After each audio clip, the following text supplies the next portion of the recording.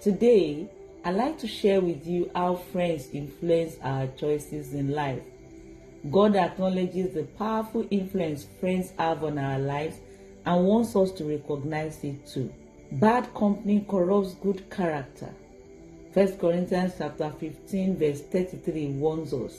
This is the reason why God also said we should not be unequally yoked together with unbelievers, because God knows that the people we associate with will shape our thoughts, attitudes, and choices, including the choice of a life partner. If you are single, whoever you associate with will affect who you eventually choose as a life partner.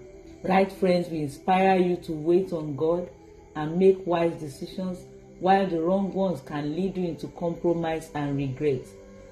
In the same way we have bad peer pressure, there is also godly peer pressure. This is why Paul told Timothy to pursue righteousness, faith, love, and peace with those who call on the Lord out of a pure heart. 2 Timothy chapter 2 verse 22. There are many reasons why singles should avoid friends who are unbelievers. First, many people marry one of their friends in life. If you choose carnal Christians or outright unbelievers as friends, you may end up marrying one of them. Unbelieving friends can also introduce you to their circle of friends, and that can be a risk to get married to an unbeliever.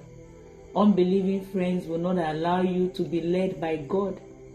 When you want to uphold godly values and these friends notice your decision, they may make jest of your beliefs and values, and this can lead to wrong decisions because you are likely interested in pleasing your friends. In 1 Kings chapter 12 verse 8 to 10, Rehoboam made this mistake. He had just been enthroned as a king. The older people who were wise gave him godly advice, but he refused. He followed the advice of his peers, and that led to the ruin of his kingdom. Evil friends aid sin and multiply evil in people's lives. You must be careful of your friends. In 2 Samuel chapter 13, Jonadab, who was Amnon's friend and cousin, advised him to rape Tamar when he was lovesick, and he did. Amnon and Tamar's marital destinies were destroyed that day because of the peer pressure of Jonadab on Amnon. Don't be close to people who do not respect God's words. Decisively choose godly friends. It's not enough to avoid bad friends.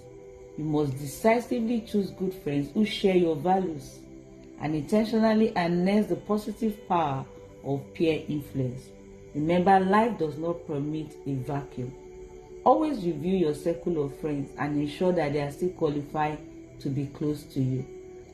A friend once shared a story about one of her schoolmates who sought her counsel concerning marriage. Two brothers had proposed to her. One was stylish and trendy, while the other was simple but deeply spiritual. The sister was torn between them because she was afraid her friends would mock her for choosing someone who was not fashionable. My friend told her that her criteria were shallow and advised her to choose the brother who was more godly. She took the counsel and got engaged to the spiritual brother.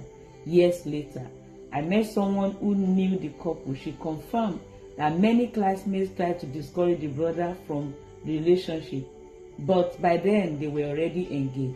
My friend's godly advice had helped this sister to align with God's will, and today, after 30 years, the couple is still happily married and faithfully serving the Lord. Choose your friends carefully, because their influence can either guide you towards God's plan or away from it.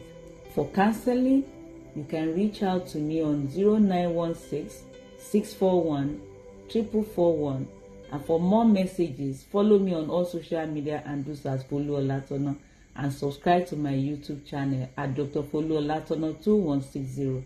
Please join us for Refreshing Manna Physical Fellowship, third Saturday of every month at number 37 Davis Street, off Demurin Street, Alapere, K2.